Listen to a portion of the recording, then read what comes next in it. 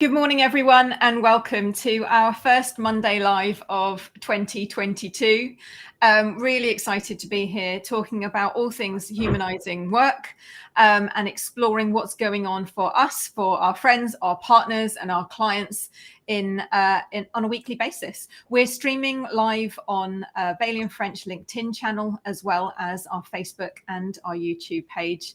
And I'm delighted to say I'm here today joined by Rustam Tata, who is the chairman and partner at DMH Stallard. Rustam, hello, how are you doing? Good morning, Alex.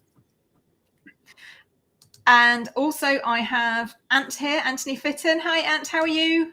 Good morning. Morning. Yeah, I'm all right. Yeah. It's not a bright one this morning. It's frosty, I've got to say, down here.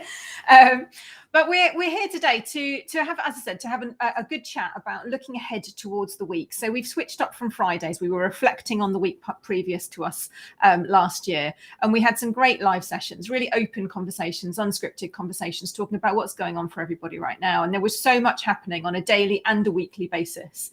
It was really good to be able to talk about what's been happening and share, really, and understand where everyone's focusing and have that time and space to think about what's been happening and what should we be focusing on going forwards. So this year we're switching up to Mondays, and we're thinking about, okay, so of everything that's happened so far this year, 2022, and obviously over the last couple of years, been quite up and down with lots of uncertainty. What are we focusing on this week? What's actually current in our minds right now? I've read a few pieces over the weekend that are really interesting about kind of post-pandemic growth and how that's really top of mind for leadership teams at the moment, who are pulling together their yearly reviews, their plans for the next year or 2 or 3 years, or even further ahead. So I'd love to get into that conversation and hear a bit more, Rustam, from you about what's your priorities at the moment, your role. You cover a broad range of things in your role at DMH Stallard. What are you focusing on for yourself, for your team, for your clients? What's the number one priority? Oh, gosh. It's a brave person who says they've got a number one priority. I think usually you've got 3 or 4 different things. You're spinning the plates or juggling the balls or whatever you want to say. So I guess if we were thinking about it in broad terms, I'd say there's always 3 areas that we're thinking about. One is about our people, one is about our clients, and then one is about our market or the markets. And those things kind of change. So just thinking about the people, and I know we'll get into it in more detail. 2 or 3 different things going on. Obviously, we're still largely working remotely. We're one of those professional service firms that hasn't really pushed their people back into the office. If anything, we've had a few people moaning and complaining and saying, this is ridiculous. Why won't you let us go back into the office? And we've been quite restrictive in terms of that, largely around trying to keep people safe. And for those colleagues that have to be in the office, if they've got a role, which means they have to be there, we're tried to limit the number of contacts that they will have. So there's that continuing piece. Obviously, we hope that sort of springtime this year, things might start to get a little bit easier. So we've got that people piece. Also within people, we've got the whole issue. Well, it's well written, isn't it? Out of a lot of professional service firms, seen a lot of people leaving or changing and just wanting to do something kind of completely different. Touch wood, we haven't lost very many at all, but that's a continuing issue. I think it will be. Then you've got the issue around pay, and again, you'll have read a lot, I'm sure, again in professional service firms, lawyers, accountants, others, that there's a real upward pressure on pay. And then there's all the good stuff that I know you've been talking about, and Alex, you and I have talked about before, in terms of looking after our people, trying to upskill managers when they're managing, teams that are working remotely, and all of that piece. And then obviously underneath all of that, you've got this increasing push towards trying to make sure that people have got a bit of a purpose at work. And again, I'm sure we'll talk about that some more. So we've got that in relation to people. Then in relation to clients, I mean, we like to think of ourselves. I know most people don't like lawyers very much or don't like having to go and see them, but we do think of ourselves really as a relationship business. Yes, we do have a little bit of a brand and a bit of a pull, probably particularly in sort of Surrey and Sussex, but beyond that, it's not as strong. So it's very much about the connections that we have, partners and people at other levels. So that sort of relationship sort of piece with clients is always there. And another thing that we're finding is obviously clients are starting to buy in new and different ways. I don't play golf, but I remember the generation before me, the chairman before me was a very, very well-known golf player. So going and getting business on the golf course, but those things are changing. And then obviously you touched on the wider economy when I'm thinking of the markets. At a local level, we're seeing massive consolidation amongst law firms. That's been going on. It's increasing pace, although it's always the way that people don't want to consolidate at a time when they think they're doing okay, as it were, and then they want to consolidate at the wrong time. But that's a continuing factor for us. So there you go, people, clients, and markets. And yeah, there's a lot of similarities there in terms of what we're working on as well at Bailey and French, but also what we're hearing from our clients too. And the piece I read yesterday was just really interesting, that there's this widening gap between those businesses that are able to actually navigate some of the complexities of what you've just talked about, particularly in terms of that labour skill mismatch.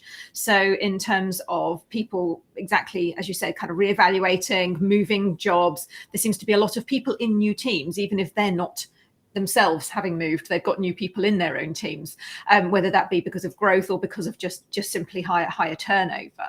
And it seems to be those businesses that are really responsive and agile, that are able to move quickly to navigate all the different things that are hitting those businesses, and all of us at the same time, and wondering what growth really looks like this year. A lot of people are talking about growth. The ones that are doing well and have navigated well through the last couple of years are talking about growth in lots of different ways. You've had a business obviously that has grown over the years. What do you feel that your clients are interested in growth, and is it growth into new business and new markets, or do you think it's growing into existing areas? I think, to be honest, it's a little bit of both. I think for a lot of clients, really, probably as I was just touching on, they're looking and saying, how will our clients, how will our customers kind of come to us? What are the routes to us? What are our routes to them? How do we make sure we kind of stay relevant? I mean, the sort of managing partner that I work very close with, Richard Pollins, and the management team that's around us, I guess we very often talk about RRs, so relevance to our people, relevance to our clients. And actually, we've worked very hard over the last few years about wanting a resilient business. I don't think many people in business really want sort of boom and bust. You want to see a degree of, I mean, obviously lawyers are conservative, small c, and you've got a lot of kind of people around you and a lot of people depending on you. So there is a need, obviously, to be, I guess, then it's responsible as well, keeping my R's. But that piece about resilience and a business which is sustainable, I think that's really important to us. And so, does sustainable for you, Rustam, then look like? How does innovation fit into that sustainable future that's quite robust and resilient? It's a challenge, obviously, because on the one hand, looking at resilience and, as I say, that kind of innate conservatism. Somebody once said to me that in relation to business development in law firms, yes, it's a race, but it's a snail race. So law firms tend not to move, and most professional service firms tend not to move very quickly. I mean, you can obviously use the model and say, well, we'll have an incubator, we'll kind of have a few projects that we'll have kind of off on one side. The question is, at what point then do they become kind of sort of mainstream? And equally, how much are they a distraction, or can they be a distraction? And we, again, talk about sort of shiny things, or being careful of shiny things, in that they can be distractions. So it's that, as ever in business, as in life, or even just picking up, a winner at Lingfield. It's picking the right one, isn't it? Picking the right horse to back. Yeah, and how do we make sure that we're listening to people's innovation that's coming through in different ways as well? I've worked in very large corporates where they've had kind of incubation, innovation kind of hubs, and from what I've seen, they struggle without the normal challenges that people have around them to actually create routes out of, in terms of having barriers, and that's where the creativity comes. And there's a lot more talk now, particularly in large dispersed organizations where people aren't working next to each other anymore, and they're collaborating online and digitally. How can people innovate together? And that seems to me like a really interesting I guess, conundrum for this year. And I hear in the news that Google is spending millions and millions on their new offices to get people to come back into the offices because they want that innovation there at the core. And Ant, I'm wondering, I know you've been talking to a lot of clients in our private sector in the last couple of weeks. What are you hearing around this innovation piece? Yeah, it's really interesting. So when you were talking about purpose, and we touched on it there, Rustin, growth, I'm hearing, is almost the, not excuse, but it's a really good way of getting people to back an idea and feel excited for this year. It's almost like companies are now using that third opportunity of growth. This is an opportunity now. We're in a new year. That always feels good. But there's kind of something about the excitement of innovation, new technologies, new markets, new opportunities that we didn't really think were possible before. And that growth is exciting for a lot of people. It's also very much causing burnout, and we know that. So there is a balance. But I'm hearing a lot of clients talking about growth and the exciting opportunity, career progression. You know, there's lots of excitement around growth at the moment. And I think that then talks back to your point, Rustam, around purpose. You know, it gives people a reason to be excited this year, a reason to come to work and to kind of, you know, yes, there is uncertainty. There still will continue to be uncertainty. We know that, you know, economic growth is not expected to be particularly big this year. But actually, I think we might surprise ourselves. And I think a lot of private sector clients in particular, talking about the innovation and getting people excited about it, but what it means for them and their families and them as in unique individuals and their career growth, etc., can be quite a powerful tool. So yeah, hearing a lot of that. But also it's really important in terms of attraction and retention, which you've also touched on, Rustam. You know, if you get people excited by a vision and a purpose and a mission, you know, they want to connect back together into the office. They want to connect back as a kind of unit to go and achieve that growth ambition, whatever that may be. So it's a really interesting challenge for senior leaders to connect, have clarity on what that vision is, so that growth ambition can be exciting enough.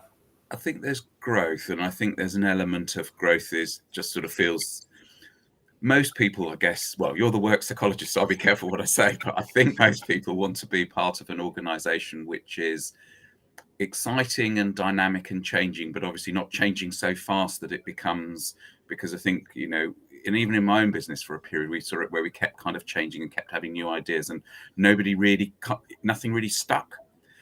And people then just sort of think, well, I'll wait for the next, I won't put my hand up for this one because I'll wait for the next bus that's coming along in 3 or 6 months or whatever it is. So I think, and obviously we've gone through a period where things have been tricky, I guess it's fair to say. So people have just been kind of navigating and sort of just maybe getting out altogether, as we were talking about, but maybe also just kind of hanging on to see where, you know, where the new normal is, as it were, or where things kind of land and sit. So I think growth is always, you know, more positive than contraction, because contraction usually means negative things for people, whether it's around jobs or around pay or even around opportunities. Obviously, I guess lots of us who've been in business for a long time will also be wary of, I say growth for growth's sake, because it's the whole, you know, turnover and profit and those kinds of things, and making sure that we're doing things which are actually, you know, kind of sort of profitable and sustainable and allow us then to do those things. I guess the purpose piece, and again, I know you guys have talked about it quite a lot on your sessions, is that wider piece of purpose, which is quite difficult, I think, still for business really to grapple with. I can't remember where I saw it. I think it was Unilever saying, well, it's difficult to say that we create mayonnaise with a purpose. But it's kind of, and I can remember going back 15, 20 years, there was a whole move in business for something called common purpose that you may remember or may have kind of heard of. And it is that, almost that sort of disconnect, obviously at its hardest in our kind of, you know, capitalist system as it is, degree of regulation, you know, people trying to obviously kind of make, you know, be successful and make money, some legitimately, maybe some more at the margins.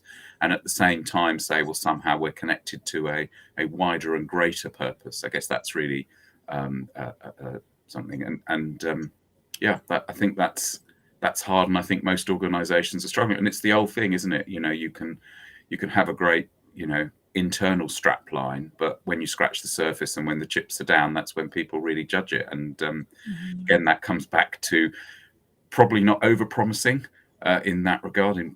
Maybe in my view, others will have a different view, over promising, but having something that's actually there, and it might not sound well beating, but if it's genuine. And I guess then we get into that whole piece about authenticity of leadership and all of those things, which I think is both interesting and for me anyway is really kind of important. And I know in our firm that's something that we've worked at over the last few years, that thing that, you know, we are what we say.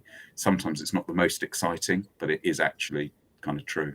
It's real, isn't it? And people can sense it if there's any kind of flakiness to the message, and I think that's just so important, because it does feel like a bit of almost like a race to say, like, okay, so how do we support all the changes that need to be taken on board with all the climate change impacts, etc. How are we up there with the rest? And actually, you know, the paced growth, the paced focus on what we need to make sure that we've got in line without jumping ahead and exactly as you said, kind of over promising too soon, is really critical, isn't it? Because it could end up really damaging, I guess, some leaders in terms of not being able to fulfill some of those. I'm also really conscious this year, and Ant will probably roll his eyes when he sees me say it, but we're talking about growth at Bailey and French a lot, and we're always talking about growth, very excitable people in terms of looking at opportunities and innovation because we can move quite quickly. But one of the things I'm really focused on this year is that balance between growth and governance too, and making sure that we're keeping our eyes on the risk level around the potential growth, because, you know, growth at our size, but growth in any business does actually change accountabilities and responsibilities within organizations really rapidly, and can happen quite quickly, can't it, in terms of almost creeping up on you, and you suddenly can see actually the accountabilities are changing quite dramatically, even if it's exciting. And that exciting stress almost, we know can actually have a huge impact on people's well-being and burnout levels and things like that. And we're seeing, you know, energy levels this year are nowhere near the normal January energetic boost we see with people kind of jumping back into work, having had a nice restful Christmas. I think it's been an Omicron dodging kind of time for most families. So it's really interesting to see that. And I know obviously your business is certainly, as you said, slightly conservative on that side. And do you have a lot of clients who are also kind of in that space of thinking about growth but still a little nervous? I mean, as you were talking about you and your excitable colleagues at Bailey and French, I was very much about to say, I think it kind of comes down to, it's combination of sector and combination of people would be my sense. So there will be some sectors maybe where it's naturally maybe a bit more, you know, looking at the new thing, looking at the new opportunity and running away with it. And maybe people are quicker to go with that. There'll be other spaces where maybe people will sit and, you know, the mass of people that you need to take with you are going to be more reflective about what they kind of think. So I think looking across clients, similarly, one kind of sees that, you know, sometimes you have quite, you know, kind of charismatic or almost, that overstating it, kind of almost close to sort of visionary leaders. The question is, are they in the right organization? Again, forgive me, I'm straying onto your territory, but are they in the right organization to lead those people?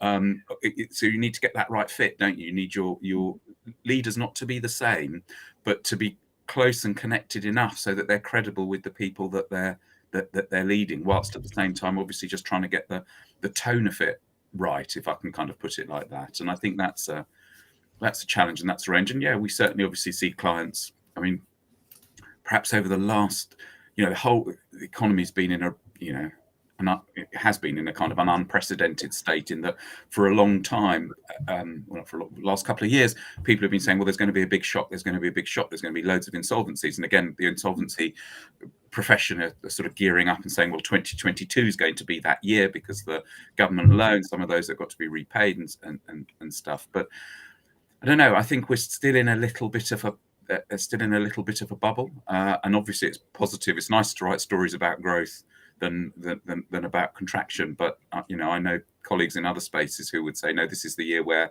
actually we're going to see quite a few business failures. Sorry to be down on a Monday morning. No, but I think it's really important for people to bear that in mind, though, because, it's not an easy market. You need to have the right conditions to be able to grow in this market. And that's kind of what I guess I was kind of referring to before, is that, there's this widening gap between the businesses that are doing well and they are standing out and they are growing rapidly and doing incredibly well across the whole board. And it's not necessarily what they're doing that other people need to emulate, but it's the ability to navigate the difficulties that their specific business is facing, rather than kind of trying to have some kind of formula. And I think that's where I agree with you. There's going to be some serious issues this year, and those businesses that do kind of actually put commitment into growth, don't just talk about it and kind of phase in and out, but actually put a plan and a strategy behind it for the long term, that will see the difference because of the I guess as well the technology shift over the last couple of years, bringing everyone forward so far, the e-commerce jump, the fact that people are able to do things in a different way in such a rapid space of time means that actually we need to harness that really quickly and get those skills into the right businesses to involve people in the right way, so that they can use their skills in roles where they feel purposeful and that they are having an impact on that growth. I think that's right. I mean, but equally, obviously, the whole of our economy is an ecosystem. But I kind of say we're all in lots of different little ecosystems, if I put it like that. And we can make all of these plans, or one can make all those plans for growth. I think many of us, certainly those of us essentially in the sort of service industry, if you don't mind me saying you are as we are, it so much depends on where clients will and organizations will put their priority in terms of kind of in terms of sort of spend and that. So we can put ourselves, I believe anyway, most organizations can try and put themselves in the right place or in the best possible place, but you can't buck the trend. So there'll always be that ripple, and there'll always be that that impact. I mean, one may get lucky, and you may be sort of outside of it, but I think when you get that ripple, when the belts metaphorically are being tightened, it does become kind of quite hard, because your own model is set up based on a certain margin or a certain set of expectations, and clients will come and say, well, we want the same, but we want it. And we had that a few years ago, didn't we? We want more for less was the mantra. And we'll, unfortunately, I dare say, we'll go, hopefully it's not 2022. Hopefully it won't be too extreme. And the other thing, just thinking about, because my background's as an employment lawyer, so I'm thinking about, people and labour markets and that kind of stuff. At the start of the pandemic, it was very much talk about, well, if people are working from home and businesses are still carrying the real estate footprint, as most are, on 5 and 10 year leases, well, people who work from home will cut their pay because they don't have commuting costs, they don't have a sort of a range of other things. That largely seems to have gone off the agenda. I think it's gone off the agenda for the time being, and I think it will be back. So yeah. That's interesting. That's fascinating kind of prediction, actually, Rustin, because obviously we've seen, due to this kind of labour shortage and the skills mismatch piece, we've seen, salaries rising, certainly from our recruitment side of our business. It's more about the urgency to get the right people in right now, to make the most of the opportunities that are post-pandemic in the moment, in between the waves of the next challenge, variants, different market volatilities, and being able to have those people in place to make those opportunities realised is so critical. I mean, being even more brutal, obviously, as people are working remotely, and you don't have to, in lots of roles, you don't have to be present and in a specific place. I think that's a challenge. Again, sorry, I'm sort of horribly negative for a Monday morning, but I think that's a really big challenge for economies like ours, where our labour costs are relatively high, where our cost of living and that sort of structurally, the expectation is kind of up there. So I don't know. It might be that, there's that bit of pent-up demand. I mean, I think a lot of it, again, I'm not the expert, but there is so much capital knocking around with interest rates so low, and it just kind of, want to do things. And I mean, I know some of my transactional colleagues will say, well, there are deals just happening. They're just happening now because there's money about and people kind of want to do stuff. And when that changes, when interest rates rise and when you can get a better return, kind of somewhere else, that froth perhaps will disappear. I'm real doom and gloom for Monday. You won't want me on again, Alex. Rustum, reality is important, yeah. So it's really important to make sure that we've got our eyes wide open to what's going on. And I've really valued having a conversation with you and hearing what you're thinking about, because you have a large responsibility yourself and accountabilities for your business and clients too. And having worked in that employment arena for such a long time, being able to look at what could come next is really important for everybody, because we're all looking there thinking, okay, so what does that mean for us? I know, there'll be some people out there thinking, right, actually, I need to get this new initiative launched now and committed to before things do start tightening up again. We know lots of people similar to us, financial years change often at the beginning of the year, but also kind of that March, April point. I know businesses are starting to do their strategy planning if they haven't already started for April onwards. And what is that really going to look like if people are talking about growth, but we don't really know the context and the landscape that we're going to be growing in? So how much commitment can people put behind those pieces, and what's the right governance and focus to have around that to ensure we have some balance throughout the year? Because as you say, things are going to change. They're not going to stay static. And which businesses are going to be the ones that are able to navigate those volatilities and do it really well and keep their people engaged and happy and staying with them, so they don't have all this large retention and training kind of retraining piece and onboarding, because that's it's huge. There's a lot of people going through that right now, and finding working remotely really supports that for some businesses, and for others it's a huge challenge.